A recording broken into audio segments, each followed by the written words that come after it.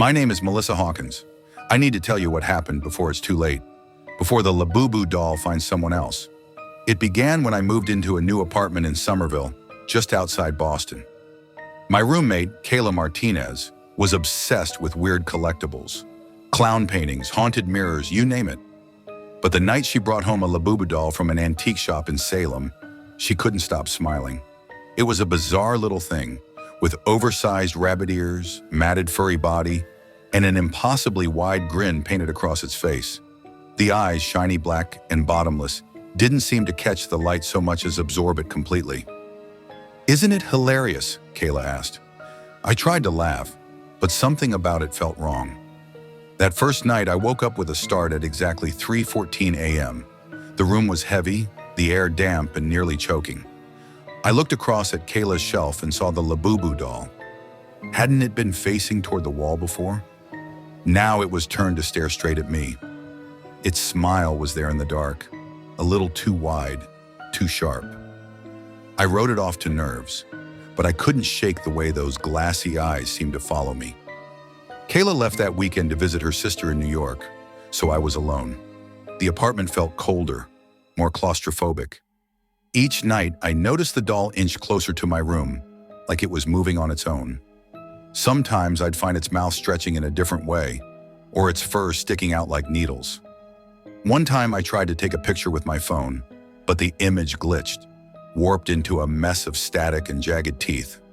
I deleted it, unsettled. Then the scratching began, soft at first beneath the floorboards, sometimes in the walls. It sounded almost like a child's nails tapping and dragging. I lay awake, clutching the sheets, praying for morning. The apartment's lights flickered whenever I looked at the doll, and I started seeing cold spots gather in the kitchen and bathroom.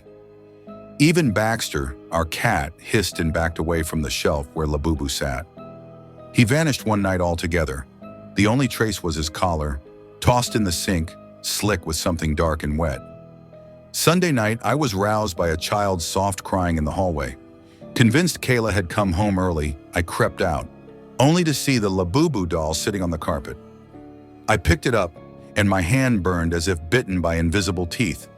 When I looked at my palm in the bathroom, angry red welts were blooming across my skin. I scrubbed them raw, desperate to wash away whatever clung to me. I tried to get rid of the doll, threw it in the dumpster outside, locked the doors and windows tight. By midnight, the scratching started up again, louder, almost impatient. When I entered the kitchen the next morning, it was back on the counter, completely clean, its smile impossibly wide, showing tiny pointed teeth. Searching online, I found stories from all over the country, Chicago, Austin, LA. People claiming Labubu dolls cursed their homes, summoned rashes, made pets disappear. Some said the dolls drew in a demon named Pazuzu, something that fed on fear and madness, growing stronger each night. I felt hopeless, haunted. The internet confirmed what my gut already knew. I was in danger. That evening, panic set in. I tried burning the doll in the bathtub, but its fur melted into a black, oily sludge, and the stench was unbearable, like rotten eggs. The next morning, smeared trails of tar led from the bathroom all the way to the kitchen. My laptop screen flashed images of the doll, grins warping wider every second. I felt like I was losing my mind. The haunting grew worse. Nights became icy cold, my breath fogging inside the apartment. Shadows slid along the walls, making shapes that lingered too long, like hungry faces. The smell of old metal, blood, hung in the air. I locked myself in my bedroom. Just after 3 in the morning, something thudded against my door. "Melissa!" A child's voice, whisper thin and desperate. Neighbors started to avoid me.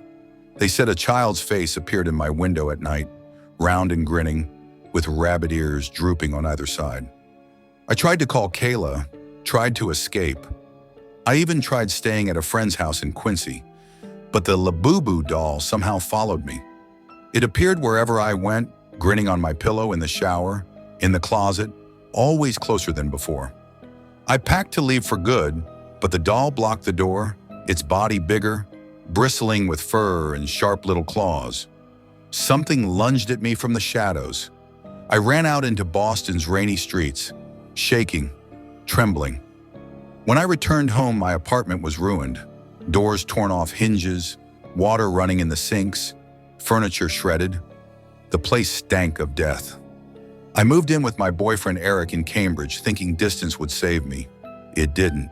The Labubu doll appeared in our new home, sitting in the kitchen, grinning in the bathroom, nestled on the bed between the sheets. Eric began waking up each night screaming, arms clawed raw by invisible things. I found him one night collapsed on the floor, blood leaking from dozens of tiny cuts, his nightmares echoing with a child's voice. Paramedics called it unexplained trauma.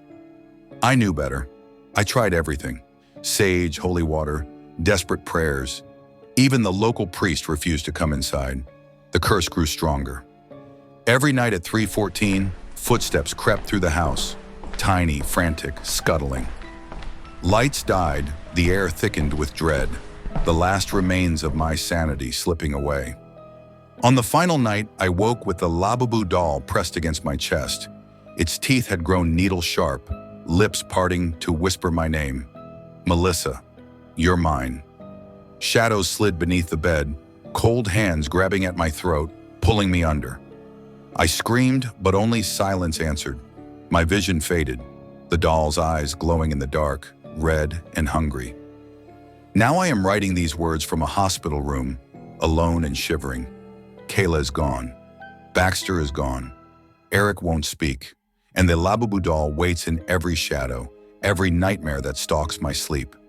If you ever find one, run away from it. Burn it, break it, bury it. Do whatever you have to do. It is never truly gone. My name is Rachel Evans, and if you're seeing this, know that every word I write is a warning. No matter how much you love collecting strange things, never bring home a Labubu doll. It all began one bitter winter in Minneapolis, Minnesota. Work was stressful, my old friends rarely called. I spent evenings scrolling eBay for distraction, hoping to add a little mystery to my gray apartment. That's when I stumbled upon the listing. Rare Labubu doll. Only one left. Salem, Providence. The description boasted its quirky rabbit ears, weird smile, haunted energy. It felt like a joke, a way to make my empty place feel more alive. I clicked buy now. When it arrived, the packaging smelled of mildew and something sickly sweet. I set Labubu on my living room mantle. Plush fur, glassy black eyes, that impossible painted grin. Most nights I scrolled past it without thinking, but the cold grew heavier. Shadows stretched longer across the floor. The doll's head seemed to pivot ever so slightly, following me as I walked through the apartment. The first time I woke at 3:14 a.m., I thought it was a coincidence. But each night after, I jerked upright, heart racing, staring into darkness, always feeling watched. I'd find the doll on a different shelf or propped against my bedroom door, never where I left it. Things escalated quickly. The walls began to whisper, soft, childlike sounds just beneath hearing. A giggle, a tiny cough, the scratch of nails. Sometimes I'd see toy-sized footprints in the frost on my window. Lights flickered. My dog Daisy barked every night, her hackles raised. One morning, Daisy was gone. Only clumps of fur and a trail of muddy stains remained, snaking toward the basement. I tried to work from local cafes, but sleep grew impossible. Every time I nodded off, I dreamed of burning toys, plastic melting, eyes bulging, limbs writhing. Each time I'd see Labubu sitting atop a heap of charred bodies, grinning as flames licked its fur. The screams never sounded human. I awoke drenched in sweat, shuddering, mouth tasting of smoke and fear. One horrible night, I heard a child's laughter echo from the walls, then a chorus of voices, babbling, pleading, high as wind through wires. I opened the bedroom door, and there was Labubu, sitting on my pillow, smile stretched so wide I thought its mouth might split open. In the hallway, every framed photo had been altered, my eyes scratched out, my parents' faces replaced with blurred, gaping holes. I called my sister in Chicago. She said she'd heard stories about cursed Labubu dolls, people plagued by illness, pets vanishing, family members changing. Some claimed the dolls were tied to Pazuzu, a demon that chewed up happiness, sowing disaster wherever it went. I laughed it off, then spent the night huddled under covers, clutching a kitchen knife. Desperation set in. I tried burning Labubu, its fur twisted, oozing jet black sludge.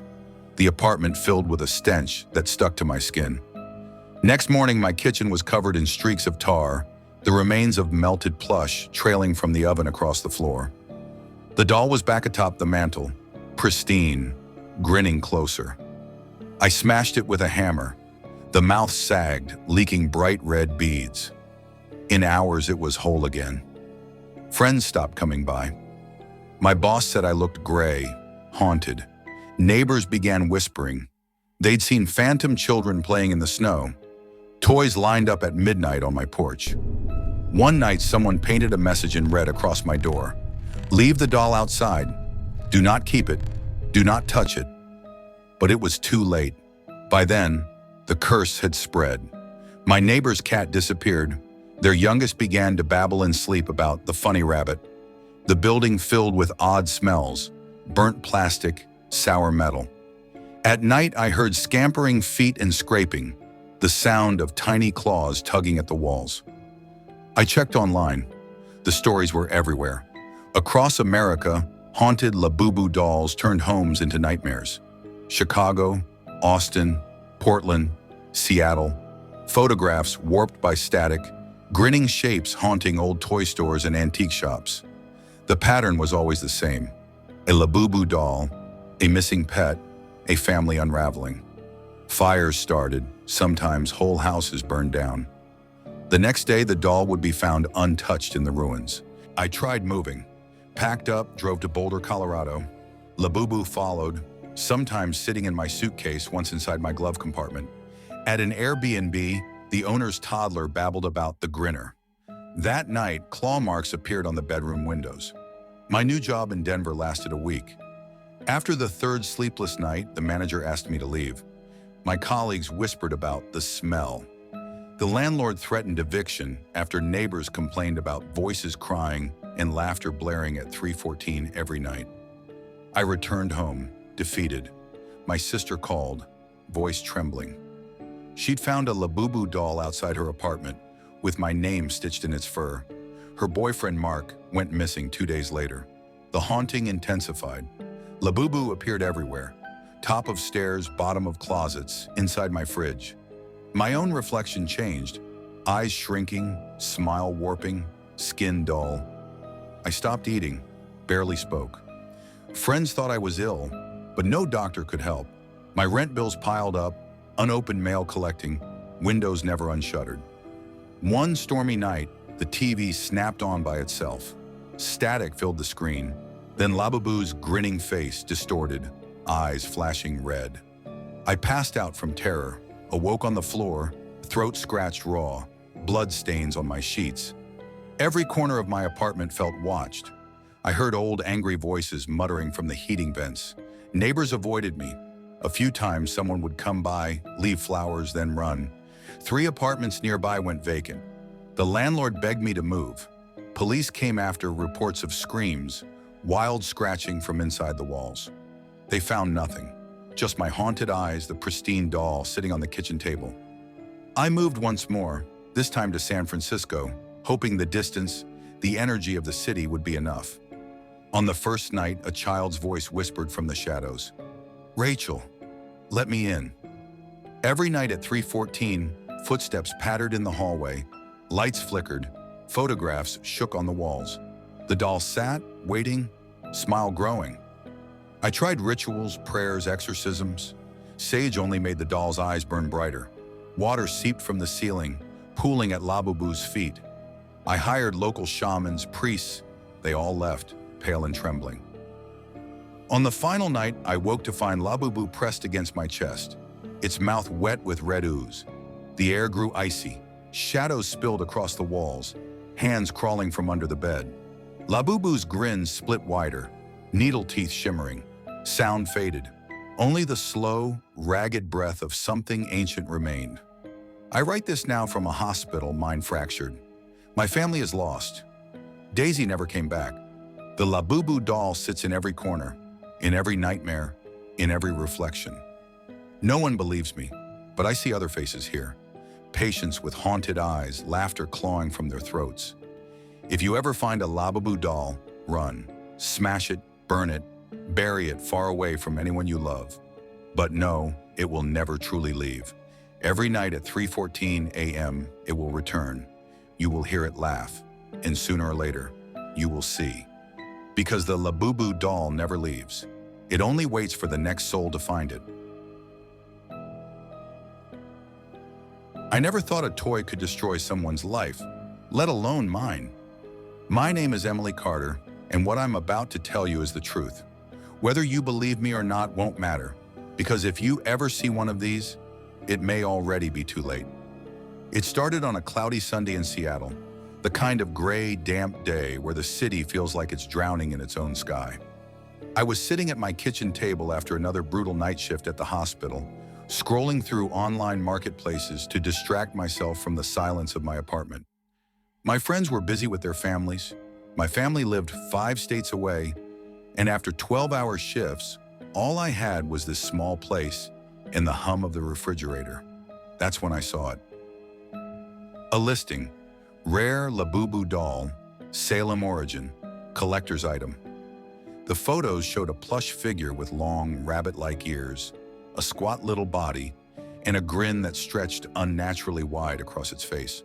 The eyes were deep, glassy black, like they'd been polished over centuries, but there was no warmth in them, just a strange, bottomless void. The description said, lightly used, haunted energy, handle with care. I thought it was just some seller trying to be quirky. A haunted doll from Salem? It felt like a joke. Maybe I was punch drunk from exhaustion, but in that lonely moment, I clicked purchase. It arrived 3 days later in a damp cardboard box. The packing paper smelled faintly of mildew and something oddly sweet, like spoiled fruit. When I pulled it out, I laughed nervously. It was a little bigger than I expected, its smile even stranger in person. Teeth painted just slightly too sharp, and the glass eyes, they didn't reflect my kitchen light. They seemed to swallow it. I set it on my dresser and went about my night, never thinking what I just invited inside. That was the last normal evening I would ever have. The first sign came that night. I always sleep like a rock after back-to-back shifts, but I woke up gasping, my skin prickled with cold. I checked the clock, 3:14 a.m. The room felt heavier somehow, the air thick. My heart hammered for no reason at all. That's when I noticed the doll. I was sure I had left it facing the wall earlier. Now it sat angled toward my bed, grinning at me through the dark. I stared at it for a long time, telling myself it was nothing. But my stomach was tight with something I couldn't name. The days that followed were off. One day I'd come home and the doll would be sitting in the windowsill. Another day it was on my couch, as though it had been waiting for me. I kept thinking I must have moved it without realizing, or maybe I was just tired. But when I tried photographing it, things got worse. My phone screen flickered as I framed the shot. When I checked the picture, the doll's mouth was open wider in the photo than in real life. I deleted it, unsettled. The scratching started a week in. It came from inside the walls, soft at first, like nails dragging across plaster, then faster, more frantic. Always just before 3:14 a.m. The first time I heard it, I froze in bed, listening to my own breathing. It stopped after a while, and I forced myself to pretend I'd imagined it. A nurse's brain under stress can dream up anything, right? That illusion shattered when Luna, my cat, vanished. I came home one evening calling her name, but the apartment was quiet, too quiet. In the living room, the rug had been shredded, deep scratches dug into the wood floor beneath. In the center were tufts of her gray fur, and a tiny trail of dark, tacky droplets leading toward the bedroom. Inside, the doll sat on my pillow. Between its small paws was Luna's collar. I panicked. My hands shook so badly I could barely grip the thing as I scooped it up and hurled it into the dumpster outside. I stayed up all night at my neighbor's place, drinking tea, trying to convince myself it was just an awful coincidence. At dawn, I stepped back into my apartment and heard giggling. It was coming from the kitchen. When I turned the corner, there it was, Labubu, sitting on the counter as if it had always been there, its painted teeth gleaming. The nightmares began soon after. I'd dream of piles of burning toys, plastic bubbling, fur charring, and in the center the doll, eyes shining through the smoke, smile growing and growing until it split its whole head in half, revealing nothing but jagged fangs. Each time I'd jolt awake, breathless, the glowing red numbers on my clock reading 3:14 a.m., and each time, the doll would be somewhere closer than before. I tried burning it for real one night in the bathtub. The lighter flame licked at its fur, melting it into black sludge that oozed and hissed, filling the room with a toxic stink. Something between burnt sugar and rotting meat. My eyes watered, my throat burned, and when I turned away to cough, the sound of something giggling passed right next to my ear. The next morning, Labubu was back on my dresser, its eyes darker than before, its smile impossibly wider. Friends stopped coming over. My co-workers whispered about the circles under my eyes, the way I jumped at the slightest sound. One friend texted me at midnight, "Emily, why is there a kid with rabbit ears standing outside your building? He's just staring up at your window." I shut the blinds, but the scratching in the walls turned to pounding. Water began dripping from the ceiling, thick and black. And one morning, all my framed photographs had been turned around, faces pressed to the wall. I thought moving would save me. I packed everything I owned into boxes and drove to Portland. The apartment I rented was clean, bright, and for the first night, I slept in relief. Until 3:14 a.m. I opened my eyes to find the Labubu doll sitting on the box I'd left at the foot of my bed. I hadn't unpacked yet, so how the hell was it even here?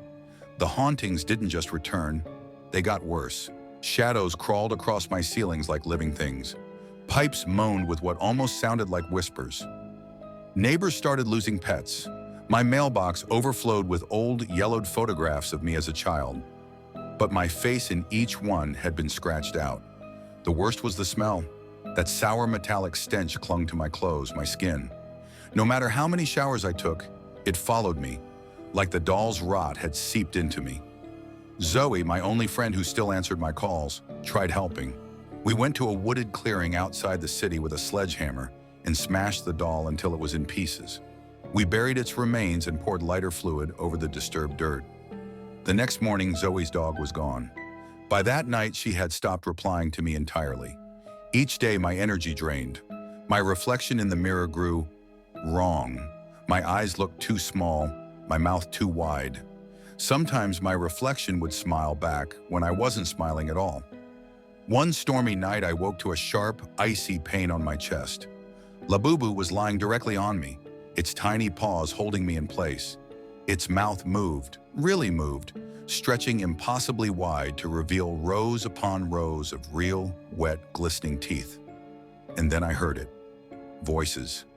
Dozens of them. Children crying, calling my name from far away, asking me to play with them. Small, cold hands began to claw their way up from under my bed, grabbing at my arms, my hair, my legs. I screamed, tried to scramble away, but the weight of them pulled me toward the dark gap under the frame. The last thing I saw before the black swallowed me was Labubu's face, those glass eyes glowing red, the smile swallowing its entire head. I woke in a hospital. They told me a neighbor found me unconscious on my apartment floor. My family won't visit. The doctors mutter about trauma and psychosis. But I'm not the only one here with haunted eyes. Some of the other patients, they talk in whispers about toys, about small things that follow them everywhere they go. I see my Labubu in the corners of this room sometimes, never moving while I'm looking at it, but always closer the next time I blink. If you ever come across one of these dolls, you have to destroy it before it binds to you. Smash it, burn it, bury it so far away that no one stumbles across it again. But even then, you can't truly get rid of it. It will find its way back. It will wait for the clock to hit 3:14 a.m. And when it does, you'll feel the air grow cold, and you'll hear that laughter. That's how you'll know it's too late.